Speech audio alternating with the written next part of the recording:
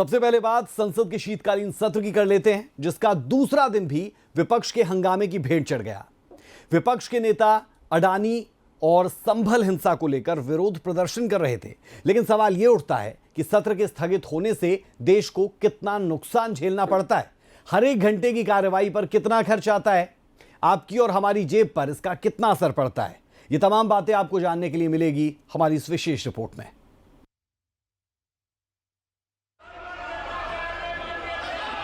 25 नवंबर को जब शीतकालीन सत्र की शुरुआत हुई थी, तभी से इस बात की आशंका जाहिर होने लगी थी कि इस बार का सत्र सुचारू रूप से चलाना आसान नहीं होगा। प्रश्नकाल है, आप प्रश्नकाल चलने दें।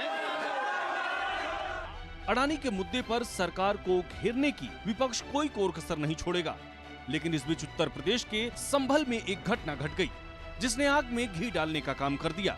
संसद सत्र के दूसरे दिन कार्रवाई शुरू होते ही विपक्ष ने अडानी के मुद्दे पर हंगामा शुरू कर दिया, जिसके बाद सदन की कार्रवाई 12 बजे तक के लिए स्थगित कर दी गई। सदन की कार्रवाई आज 12 बजे तक के लिए स्थगित की जाती है।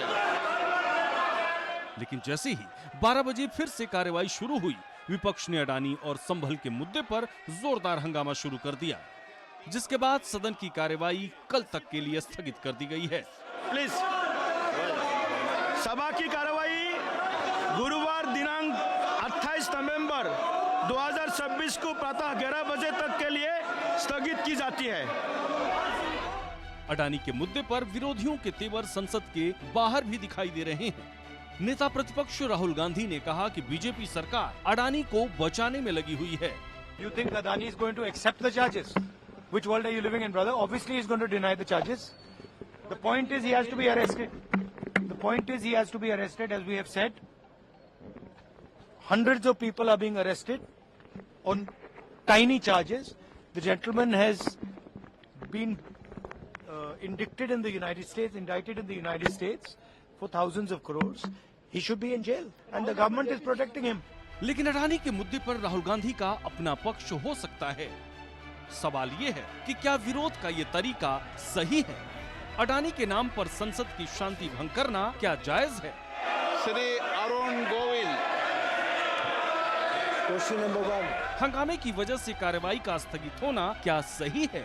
लोकतंत्र के मंदिर में मर्यादा खोना कितना जायज है? आपका भी जवाब होगा यकीनन नहीं। माननीय सदस्यगण, कुछ विषयों पर स्थगन प्रस्ताव की सूचनाएं प्राप्त हुई है, लेकिन शीतकालीन सत्र का दूसरा दिन इन्हीं सवालों की भेंट चढ़ गया।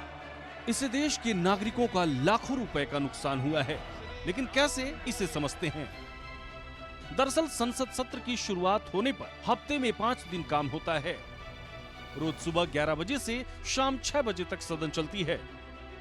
इसमें 1 घंटे का लंच ब्रेक होता है, यानी एक दिन में 6 घंटे की कार्रवाई का समय होता है। एक रिपोर्ट के अनुसार सदन चलाने में हर घंटे 1 करोड़ 6 लाख रुपए का खर्च होता है, यानी एक दिन में खर्च करीब 10 करोड़ रुपए आता है। इस लिहाज से इस बार 2 दिनों से स्थगित हो रही शीतकालीन सत्र में जनता का करीब 20 करोड़ रुपए बर्बाद हो गया। हालांकि ऐसा पहली बार नहीं हो रहा है। इससे पहले भी कई दिनों तक संसद सत्र हंगामे की भेंट चढ़ती रही है। Shri Arun Govil, Question number 1. जिसमें करोड़ों रुपए का नुकसान होता रहा है। ऐसे में सभी दलों की कोशिश संसद सत्र को सुचारू रूप से चलाने की होनी चाहिए। ब्यूरो रिपोर्ट, सूर्या समाचार। कुछ विषयों पर स्थगन प्रस्ताव की सूचनाएं प्राप्त हुई है।